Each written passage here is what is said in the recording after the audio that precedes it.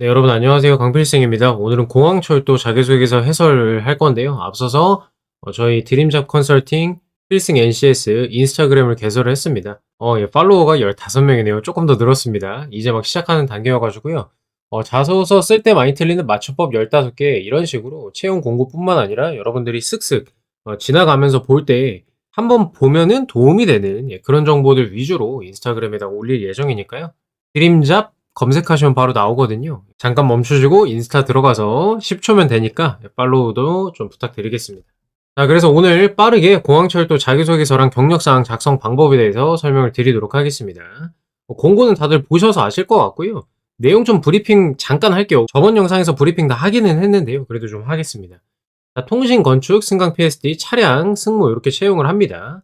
일자는 우리 20일까지 오전 11시에 마감이니까요. 참고하시고요. 다른 회사 같은 경우에는 보통 뭐 5시, 6시까지 하는데 공항철도는 오전 11시니까 헷갈리지 않도록 주의하시기 바랍니다. 서류 합격자가 2월 4일에 나요. 그 다음에 3일 뒤에 필기가 있기 때문에 여러분들 요거 기다리지 말고 그냥 바로 필기 공부 지금부터 하셔야 됩니다. 아시죠? 그리고 필기 전형은 또 4일 뒤인 수요일에 발표가 납니다. 면접 전형은 설을 끼고 있어서 그런지 이번에 조금 깁니다. 원래 한 10일 남짓인데요. 그거보다 조금은 더 깁니다. 그래서 약 2주간의 준비 기간이 있다라고 보시면 되겠습니다. 미리 말씀드리지만 저희는 이미 NCS 10개 영역 필기 특강이 개강이 되어 있습니다. 공항철도뿐만 아니라 서울교통공사, 뒤따르는 다른 기관들 대비에도 다 도움이 되는 강의니까요. 관심 있으시면 바로 신청해 주시면 될 것 같고요. 면접 특강도 운영을 할 예정입니다. 서울교통공사랑 겹치긴 하는데요. 공항철도가 먼저 개강을 합니다. 공항철도 들어오는 인원에 따라서 서울교통공사 조정을 할 거라서 이게 먼저니까 우선 한다는 거 알고 계시면 되겠습니다. 저희가 또 면접 특강 결과를 보면은 4시즌 겪고 이번에 5번째 시즌인데요. 이분이 이제 사무 보훈 전형으로 한 명 뽑는 자리에 들어가셨습니다. 대단하죠. 저희가 한 명 뽑는 자리에 많이 갑니다. 여기 9호선도 고객안전이랑 기계직 5대1, 4대1 한 명 뽑는 자리였고 저희 학생들이 들어가셨거든요. 작년 상반기가 결과가 좀 안 좋아서 퍼센티지가 확 떨어지긴 했는데 그간 공항철도 4시즌을 겪었기 때문에 기출문제들을 다 가지고 있습니다. 그런 점 참고하셔서 나중에 결정하시면 좋겠습니다. 다대다 인성 경험 면접은 필수 NCS가 강력한 거 맞고요. 필기시험 당일에 면접방 홍보 영상 업로드 예정이니까 참고해 주시면 되겠고 필기 특강은 맨 아래에 블로그 글 기준이니까 이렇게 링크 달아놨고 우리 영상 유튜브 영상에는 정보란과 고정 댓글에도 링크 달아놨습니다. 자, 아무튼간 다시 돌아와가지고요. 면접 결과도 이틀 뒤에 나오고 굉장히 속전속결로 끝납니다. 공항철도는 그래서 좀 좋은 것 같아요. 이런 거 쭉 보시면 되고요. 서류 전형 중요합니다. 우리 지금 서류 전형 하고 있는 거잖아요. 15에서 20배속 범위 내에서 진행을 하고요. 직무 적합 요건 고득점 순으로 선발을 합니다. 직무 적합 요건이라 하면 자격증, 학력, 뭐 학점 이런 거 다 기재하잖아요. 공철은 사기업이라서 그런 것들을 반영하는 거로 보시면 되겠습니다. 정량 평가가 이루어지는 것이고요. 자소서는 적격, 부적격 판단입니다. 그래서 오기재, 무관한 내용 작성, 50% 미만 작성, 중복 답변, 작성 누락 이런 불성실 작성 시 탈락 처리가 되는 거니까요. 부담 갖지 마시고 네문항으로 늘었어요. 원래 2문항이었는데 3문항이 되더니 이번에 4문항이 됐습니다. 300자씩 네문항이라 귀엽게 1200자밖에 안 되니까요. 제가 해설해 드리는 거 잘 보고 작성하시면 되겠습니다. 필기는 2에서 8배수 진행을 하고요. 여기는 전공이랑 NCS 시험 시간을 구분해서 운영한다는 게 특징입니다. 50분씩 보는 거고요. 보호는 전공이 없습니다. 출제는 이렇게 8개 영역이 나옵니다. 자기개발이랑 정보 빼고 나오는 건데요. 참고해서 공부하시면 되겠고요. 그다음에 전공도 이렇게 나와 있습니다. 범위도 나와 있고요. 철도법 같은 경우에는 철안법 4장이랑 7장 관련 사항이 제외된다고 합니다. 그래서 이제 서울교통공사가 2월 7일에 겹치는데 승무분들 중에서 내가 기계나 전기, 전공이 잘 안 돼 있다 하시는 분들은 전략적으로 이 철도 관련 법령을 보는 공항철도로 가시는 경우도 많습니다. 본인의 상황을 좀 고려하셔가지고요. 취사 선택하시면 될 것 같습니다. 면접은 집단 면접으로 하고 필기 30, 면접이 70 들어가기 때문에 필기부터 정말 잘 봐주셔야 된다. 최선을 다해서. 3대 7이지만 이 3이 또 차지하는 게 무시 못할 수준이거든요. 나머지는 쭉 보면 될 것 같고요. 예비 합격자 운영을 합니다. 입사일로부터 1년간 운영을 하고요. 요거 각 본인이 지원하는 케이스에 맞게 조금씩 다르니까 꼼꼼하게 읽어보시기 바랍니다. 일단은 여기 예비라도 달아놓으면은 상반기 연달아서 채용들이 있기 때문에 잘 빠질 거라고 저는 생각을 하거든요. 그래서 최선을 다해서 우리가 끝까지 노력을 해야 된다. 그 말씀을 좀 드리고 싶습니다. 자, 일단은 경력사항 작성법 말씀드리도록 하겠습니다. 그 위에 뭐 학력이라든가 성적 이런 것들은요, 본인이 가장 잘 알죠. 그거 다 순서대로 기입하시면 돼요. 자, 경력사항 보는데요. 지원 시점 또는 그 이전에 타 회사에서 근무한 경력을 기재하시면 되고요. 가장 최근에 근무한 회사를 기준으로 역순으로 써 주십시오. 그 다음에 지원하신 분야와 관련된 경력에 한해서 작성해 달라고 합니다. 뭐 지금은 없지만 만약에 이제 사무직이었다면은 스타벅스 매니저로 근무할 때 제품 판매, 재고 관리, 회계 결산 이런 거 했다라고 한다면 철도 업종이 아니지만 관련 경력이잖아요. 이거 아르바이트 아니고 매니저예요. 4대 보험 가입되어 있는 거. 그래서 이렇게도 작성을 할 수가 있다라는 점이고요. 만약에 내가 차량직이면 현대 트랜시스 이런 것도 가능하겠죠. 그 다음에 철도공사 인턴으로 구간 인증을 했다라고 한다면 승무직이에요. 예, 이런 거 쓸 수가 있겠고요. 그리고 기술직이에요. 그러면 한수원 이런 원자력 공공기관에서도 기술직이랑 관련된 것들 있으면 써주시면 되겠습니다. 담당 업무가 두 개가 이렇게 적으라고 되어 있는데요. 직무 기술서에 있는 내용으로 대표적인 거 두 개 작성해서 제출하시면 됩니다. 이런 식으로 예시 써놨으니까 참고하시기 바랍니다. 막 엄청 거창하게 쓰려고 하지 않으셔도 괜찮습니다. 자, 이제 자기소개서 작성 방법이고요. 600바이트면 300자입니다. 제가 글자 입력해보니까 300자 나오더라고요. 기관명 오기제, 질문과 무관한 내용 작성, 50% 미만 작성, 중복 답변, 작성 항목 누락 등 불성실 작성 시에는 불합격될 수 있다고 아까 봤죠. 예, 주의하시고요. 공항철도 자기소개서는 300자로 정말 압축적입니다. 그래서 군더더기 쓸데없는 말 넣으면 바로 분량이 넘어가니까요. 문항에서 요구하는 걸 파악을 해가지고 정확하게 그 내용들을 집어넣으면 되겠습니다. 문항에서 요구하는 거는 이제 제가 알려드리도록 하겠습니다. 1번입니다. 지원 분야 업무에 있어서 가장 중요하다고 생각하는 안전 관련 역량은 무엇이며 해당 역량을 강화하기 위해 노력했던 경험을 써달라고 합니다. 지원 분야, 내가 뭐 차량직을 지원을 해요. 가장 중요하다고 생각하는 역량은 뭐뭐뭐뭐입니다. 왜 그런지 써주고 그 다음에 강화했던 노력 한두 줄 써주고 이러면 끝나요. 300자가. 근데 우리는 이제 면접까지 좀 바라봐야 되기 때문에 문항의 의도가 뭘까? 여기서부터 좀 생각을 해야 돼요. 우리 조직과 직무에서 안전 역량이 왜 필요한지 이해하고 있는지를 보고 싶은 거예요. 안전 역량에 대해 생각 안 해본 사람은 이거 대답하기 엄청 어려울 거 아니에요. 그러니까 내는 거란 말이에요. 어떤 안전 역량이 왜 필요한지 써봐라. 그러면 너는 그걸 어떻게 길러왔니? 이렇게 물어보는 문항입니다. 그래서 직무기술서 펼쳐보시고요. 업무들 보면서 이러이러한 점에서 안전사고가 생길 수 있겠구나. 그럼 이러한 역량이 필요하겠구나를 떠올려보고 그에 맞게 써주시면 됩니다. 주의하실 거는 소재를 고르실 때 사전 예방적 관점을 가지고 좀 바라보실 필요가 있습니다. 범용성 있게 쓸 수 있는 소재는 작업 절차와 매뉴얼을 준수하는 태도, 사소한 위험 요소도 놓지 않는 점검하는 습관, 일의 상황이 발생했을 때 사고 예방을 기준으로 판단하는 능력, 동료와 정보를 공유해서 위험을 예방하는 소통 능력, 이런 것도 굉장히 중요하겠죠. 그래서 템플릿을 보면요. 가장 중요하다고 생각하는 안전 역량은 이거입니다. 공항철도의 이 업무는 뭐뭐한 특성이 있기 때문에 뭐뭐 할 수 있기 때문입니다.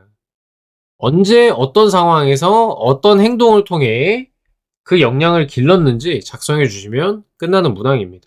제가 그 위에 방금 말씀드린 요 범용성 있게 쓸 수 있는 소재를 답변 예시로 이렇게 네 가지를 써왔습니다. 4번 한번 봐볼까요? 여러분들 딴 거 다 봐보세요. 블로그 들어가셔가지고. 동료와 정보를 공유해 위험을 예방하는 소통 역량 가지고 쓸 거예요. 공항철도 땡땡 업무에서 가장 중요하다고 생각하는 역량은 동료와 정보를 공유해 위험을 예방하는 소통 능력입니다. 왜? 현장에서는 다양한 위험 환경이 존재하기 때문에 팀원 간 정보 공유가 사고 예방에 큰 역할을 한다고 생각합니다. 어떻게 길렀는지 물류센터 아르바이트 당시 작업 중 위험 요소를 발견하면 즉시 팀원과 관리자에게 공유하는 역할을 맡았습니다. 금방 위험 요소가 전파돼 경각심을 가질 수 있었고요. 담당 팀이 현장에 출동해 조치함에 따라서 안전한 근무 환경을 만들 수 있었습니다. 이게 300자예요, 여러분. 이러면 끝나요.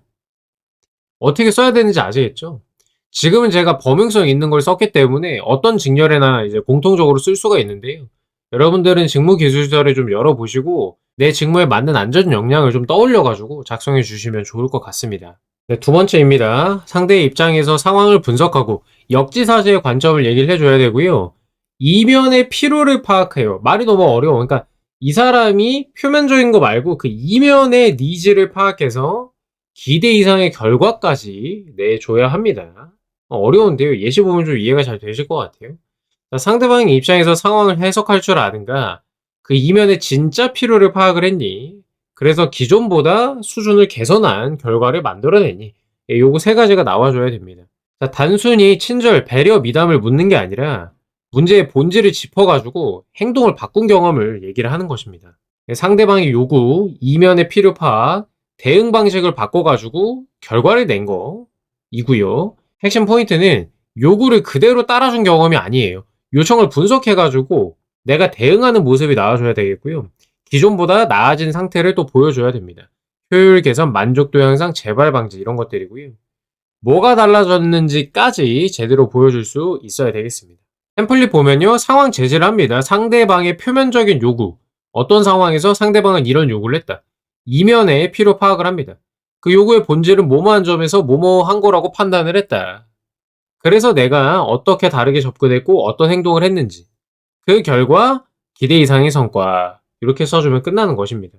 고객 응대 상황과 팀 프로젝트 상황을 가져왔는데요. 아르바이트 근무 중 고객님께서 반복적으로 환불을 요구했대요. 표면적 니즈. 경청을 하니 불편을 호소하고 계신다는 점에서 상품 선택에 대한 불만이 원인이라고 판단을 했다. 그러니까 이거 잘못 산 것 같다, 불편하다, 환불을 좀 해줘라, 이런 상황이었다라는 거죠.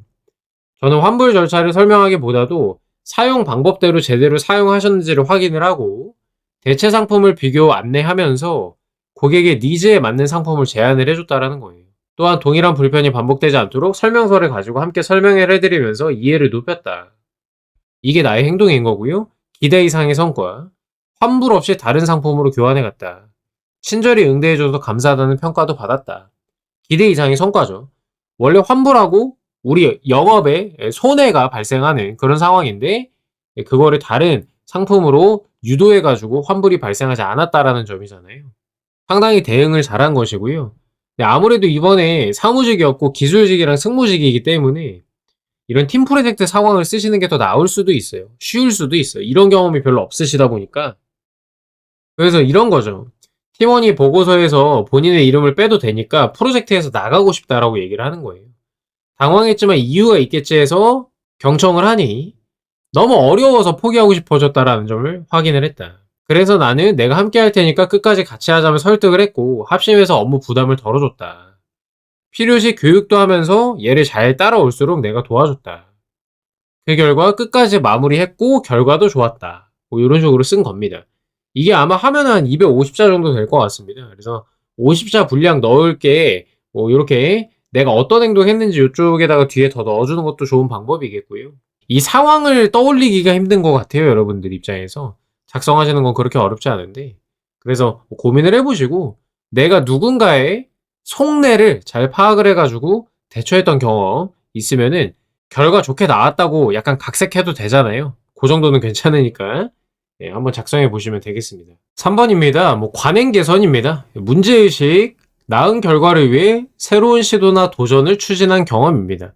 기존의 방식이 항상 옳다고 생각하지 않고 개선점을 고민해 봤니? 불편함이나 비효율을 문제로 인식할 수 있느냐, 너가. 그런 의식을 가지고 있느냐. 그리고 개선을 위해 실제로 행동으로 옮긴 경험이 있냐. 요거를 물어보는 것입니다. 왜 이렇게 하고 있지? 라는 문제의식을 갖고 개선을 위해 노력한 걸 물어보는 겁니다. 그래서 완전히 새로운 발명이나 이럴 필요는 없고요. 작은 개선, 방식의 변경, 절차 변경 이런 걸로도 충분합니다. 그리고 문제의식도 넣어줘야죠. 왜 바꾸려 했는지가 반드시 나와야 됩니다. 그래서 기존보다 나아졌는지 결과까지 잘 얘기해 주실 필요가 있습니다. 기존 업무 방식과 관행 제시를 해주시고요. 어떠한 상황에서 기존에는 이러이러한 방식으로 업무를 했다. 하지만 이 방식은 문제제기, 어떠한 점에서 비효율적이다. 그래서 어떤 시도를 했는지, 결과는 어땠는지까지 써주면 끝나는 거고요. 결과는 시간, 정확도, 만족도, 효율 이런 것들이 개선이 됐다라고 명확하게 제시해 주시면 좋겠습니다. 예시를 보면 이런 게 될 수가 있습니다. 아르바이트 할 때 재고 관리 문제가 있어가지고요. 내가 전산화 시키고 이런 것들 도입한 거를 얘기를 하는 거고요. 팀 프로젝트 같은 경우에는 작업하고 마지막에 취합하는 방식의 비효율성을 언급을 하면서 어떤 방식을 도입을 했는지, 결과는 어땠는지까지 작성을 해줬습니다. 읽어보시고요. 참고하셔서 본인의 경험에 맞게 어떠한 문제를 발견해서 어떻게 개선했고, 결과는 어땠는지 3단계로 작성해 주시면 되겠습니다. 네, 마지막으로 4번입니다. 저는 개인적으로 이게 제일 어려운 것 같더라고요. 개인의 이익보다는 목표 달성을 위해 양보하거나 협력. 그러니까 꼭 양보할 필요는 없고요. 개인의 이익보다는 목표 달성을 위해 협력했다. 요것도 괜찮아요. 공동의 성과, 예, 요거 써줘야 되겠고요. 뭐 문제 해결 능력입니다. 목표 달성 관점. 개인의 성과보다 조직의 목표를 우선할 수 있는가? 희생적인 관점을 물어보는 것 같고요. 그 다음에 내가 힘들어질 수도 있는데 역할을 조정하거나 양보한 경험이 있는지, 그 선택이 공동의 성과로 이어졌는지, 이런 것들을 요구하는 거라고 보시면 되겠습니다. 협력적인 사람을 넘어서 내가 조직을 위해 희생할 줄 아는 사람인지를 좀 보고 싶은 그런 느낌입니다. 그러니까 내가 이제 이익을 보지 못하는 그런 상황에서 협력을 한 거니까요. 뭔 말인지 아시죠? 그래서 무조건 참았다는 희생 스토리보다는 이성적이고 합리적인 판단으로 희생을 했다. 이런 식으로 가는 게 좋겠고요. 협력의 결과는 개인의 만족에 집중하지 마시고 공동의 성과, 우리 조직의 성과로 언급해 주시는 게 좋겠습니다. 그래서 팀이 목표를 달성했다가 핵심입니다. 개인의 이익과 공동의 목표가 충돌한 거, 모호한 상황에서 이러한 선택을 할 수도 있었다. 하지만 양보 또는 협력 결정, 공동의 목표 달성을 위해 뭐뭐뭐뭐 하기로 판단했습니다. 협력의 과정, 어떤 점을 양보했고 혹은 뭐 어떻게 협력했는지 이런 것들 써주시면 되겠고요. 팀 조직 차원의 성과를 제시하면서 마무리해 주시면 됩니다. 네, 여기도 예시를 2개를 가져왔습니다. 팀 프로젝트에서 협력한 거, 이제 인턴 근무할 때 협력한 거를 얘기를 좀 해봤습니다. 요거는 역할 배분에 대한 얘기를 썼어요. 익숙한 정리, 검토 파트를 맡는 게 편한 상황이었는데 저학년이 있어가지고 내가 어려운 걸 좀 맡았다. 이런 얘기고요. 인턴 근무할 때는 최종 보고회에, 보통 발전사 인턴은 보고회 같은 거 하거든요. 마지막에 인턴들한테 내 거 끝내고 다른 업무 하면 됐는데 다른 동료들의 결과물도 빨리 제출이 돼야 전체 이제 그 발표회가 제때 진행될 거라고 생각을 해가지고 내가 이러이러하게 나서서 도와줬다라는 얘기예요. 둘 다 참고를 한번 해보시고요. 본인의 경험 떠올려서 작성하시면 되겠습니다. 자, 이렇게 해서 공항철도 26년 상반기 자기소개서 및 경력사항 작성 방법에 대해서 설명을 드렸고요. 첨삭을 문의하시는 분들이 계신데요. 위 내용만 보고 300자는 충분히 작성하실 수가 있습니다. 제가 디테일하게 또 뭐 잡아드리고 이렇게 할 게 따로 있지는 않을 것 같아가지고요. 위에 해설로 충분합니다. 그래서 따로 진행을 하진 않습니다. 그리고 필기시험 당일에 면접방 홍보 영상 업로드 될 거니까 잘 봐주시고요. NCS 필기 특강은 이미 이렇게 열려 있습니다. 지금 신청자 120명을 돌파를 한 상황이니까요. 제 강의 정말 좋거든요. 네, 그래서 공고가 떠야만 신청할 수 있는 한정 상품이거든요. 수많은 합격자를 배출한 강의니까 믿고 신청해 주시면 되겠고, 합격 후기 모음은 이렇게 있고요. 그 다음에 비용이나 이런 것들은 여기 설명도 돼 있고, 그 다음에 영상에서도 자세하게 설명하니까요. 참고해 주시면 될 것 같습니다. 자, 접수 잘 하시고요. 저희는 그러면 2월 7일에 면접방 홍보 영상으로 찾아뵙도록 하겠습니다. 3주 뒤에 뵙도록 하겠습니다. 여러분의 건승을 기원합니다. 감사합니다.